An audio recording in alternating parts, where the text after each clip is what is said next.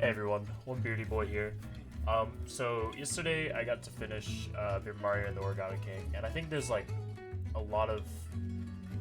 It's weird because there's a lot of animosity and a lot of like disconnect in the Paper Mario community about the where the kind of the direction the series has gone, and the fallout and people like not being as happy with like the new direction of the games over the old direction of the games and how it's kind of like devolved from what it used to be. So I kind of just wanted to put out a video on my thoughts on the new game so at first I'm thinking I'm gonna try to talk about it in more of a vacuum sense and then move into like my thoughts and discussion about like Paper Mario as a franchise, like, and how we should like view the games moving forward instead of like comparing them to what they used to be. Because while there is like definitely a level of misunderstanding, I think, between the fans and the development teams of Nintendo, I think it's also worth looking at the games for what they are, and I just kind of wanted to give my honest, full opinion of what I thought.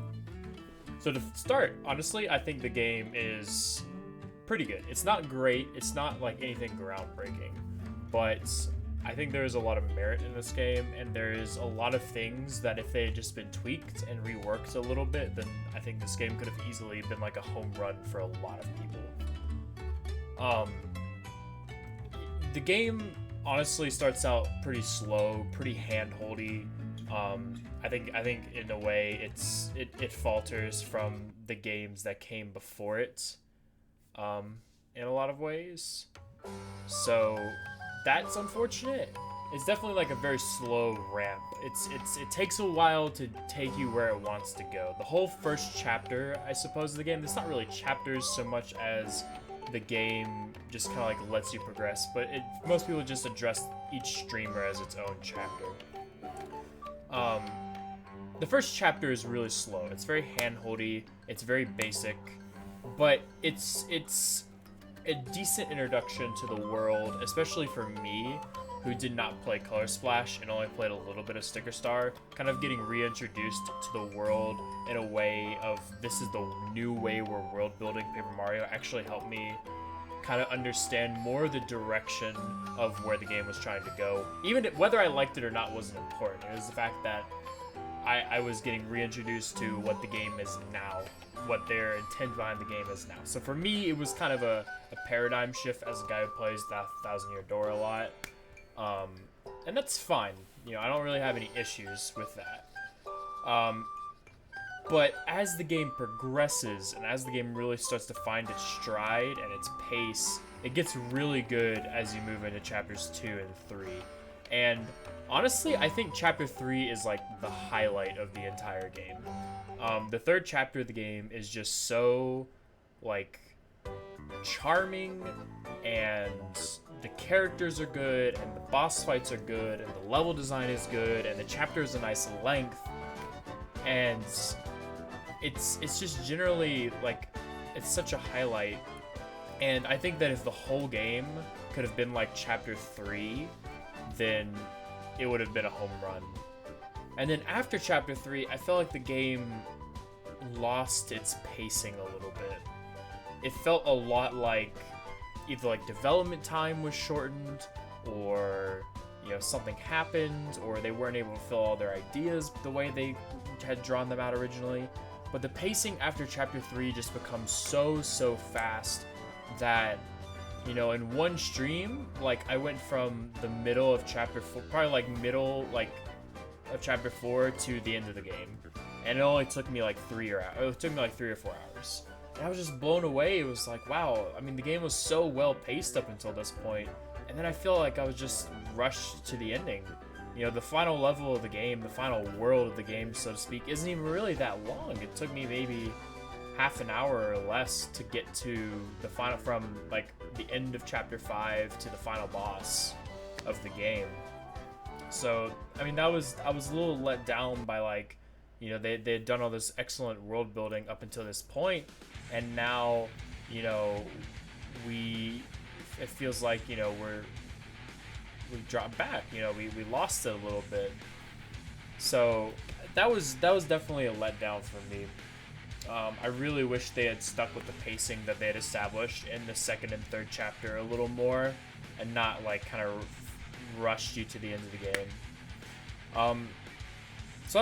Let me talk a little bit more about the positives of this game, because I think there is a lot of merit. I think there's a lot of positives here to discuss. The biggest positive for me, I think, is what I think a lot of people would agree are the biggest positives for this game, and that is the music and the visuals. This game is honestly beautiful to look at, and I think anyone that is like highly disagrees with that just doesn't like the art style direction they've taken, and that's fine. But I personally, the environments that were built, the backgrounds that were built, you know, the character designs being as simplistic as they are, really nice. Like they did a good job with the designs for what they are, and the music, it just accompanies it so well. You know, I'm playing a little bit of it under. I know it's a little spotty, but I'm no video editor. But the music is just really nice. It fits the feel of the world really well. It fits the themes of the world really well.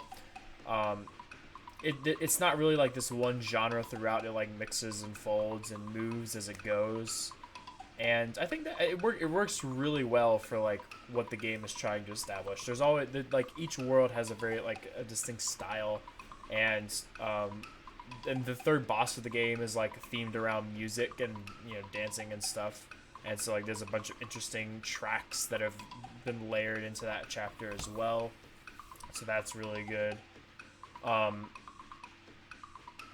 And I honestly, I really like the battle systems sometimes.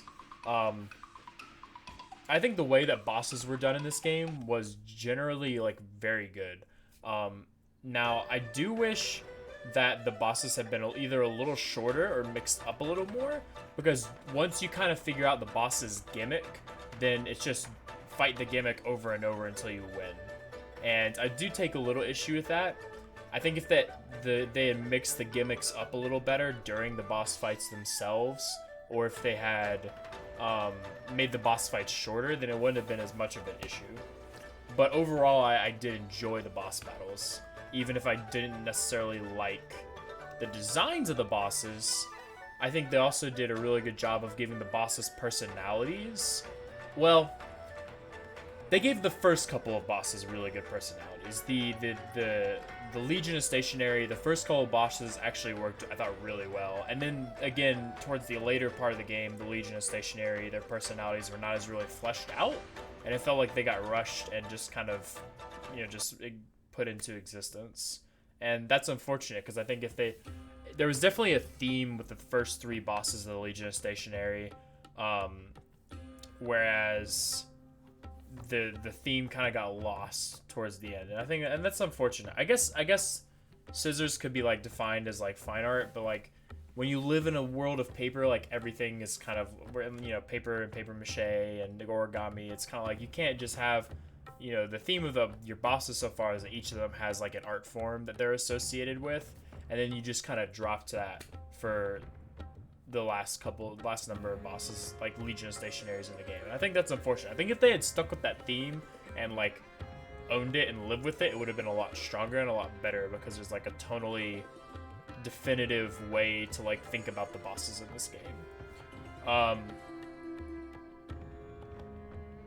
And the other big positive I liked is with the ring system is the way that some specific enemies would interact and like mess with your way to interact with the puzzle, the rings and shifting things. Like, for example, the boos would disappear and make it harder for you to set up your lines, because then you'd have to remember where they are and put them in place. And I'll get a little bit more into that when I talk about the things I didn't like as much. Other positives for this game, I thought it was well written for the most part. I think towards the beginning, again, the beginning starts really slow and kind of tedious with the writing, but as the game progresses, it falls and it finds its pacing a little better. Even towards the end, where it felt a little rushed, like that pacing felt like the writing was like finding its stride more and more as the game progressed, and that was nice. um not all the jokes landed for me, but there were some nice like heartfelt moments in the game. I don't want to get too much into the actual specifics of things, but there were some nice heartfelt moments, and there were some jokes that did land with me. Like, even though all the jokes didn't, there were a couple where I like chuckled, and I found myself like, it's clever, it's good.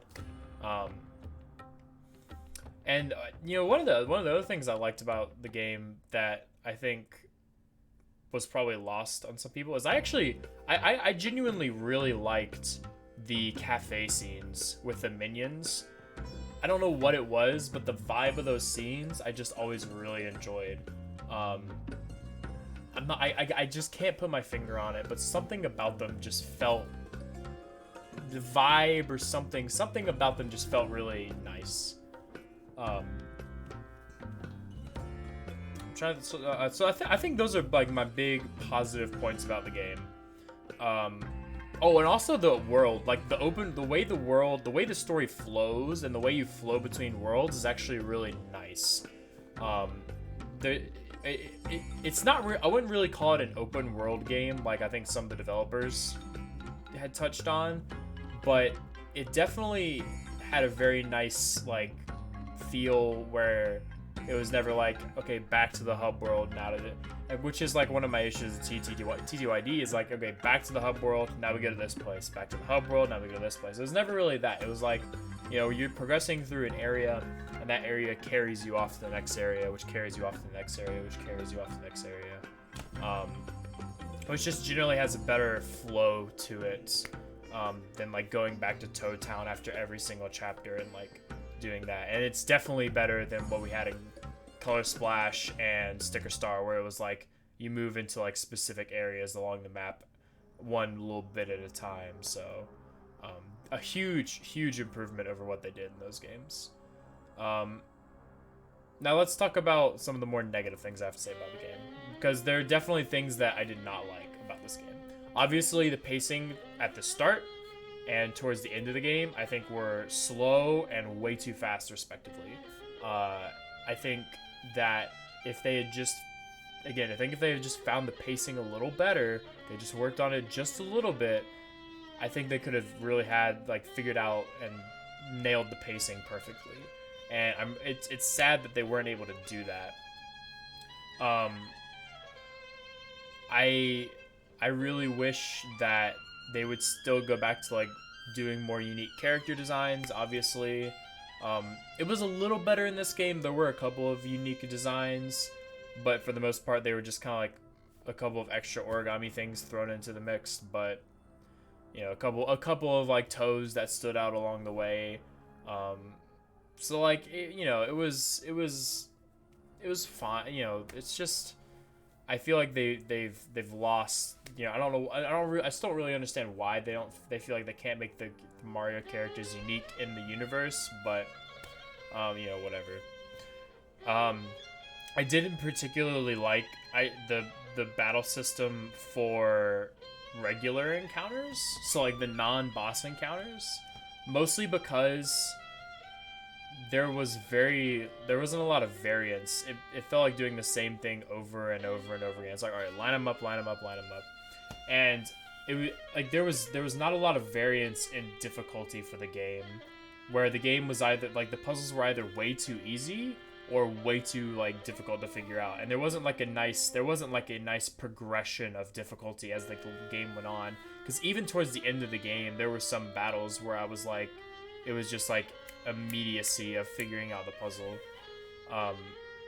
So I think if they had just worked on the like kind of naturally progressing and naturally making the game more and more difficult as it went on, then I think I could eat the battle. That would fix one of my biggest issues with the battle system. The other thing I wish they had fixed about the battle system is I really wish there were more enemies that interacted with the ring in the way that we saw with the Boo. And then there's one there's like a piranha plant enemy in chapter 5 that like when you select its ring, it burrows under the ground so you forget where it was. I wish they did more of that, and I don't really understand why they made some specific enemies do that but not others. It fits thematically, it fits great with the boos, it fits great with the piranha plants, but I don't understand why they couldn't figure out like more like interactions with the other enemies, or if they felt like they were restricted because, you know, they weren't able to diversify and make new types of enemies as a result. And you know, the game is really not incredibly difficult overall. I don't necessarily, that's not necessarily a negative, that's more of just like a personal preference, where like I personally like games that kind of ramp up in difficulty as they go. And I would say Origami King is kind of, I don't want to say the same difficulty throughout, but it's kind of like World 1 is like a very plateaued difficulty, and then there's a ramp up to World 2, and then it kind of plateaus again until the end of the game.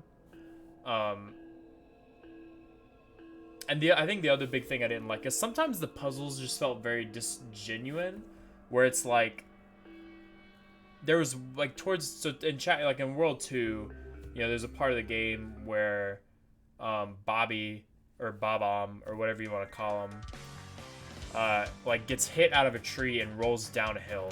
And I literally spent like 10 minutes trying to find Bobby, like wherever he had fell on the ground, and I literally just couldn't. I couldn't do it. I couldn't figure it out. And so I went back to the top of the hill, and there he was.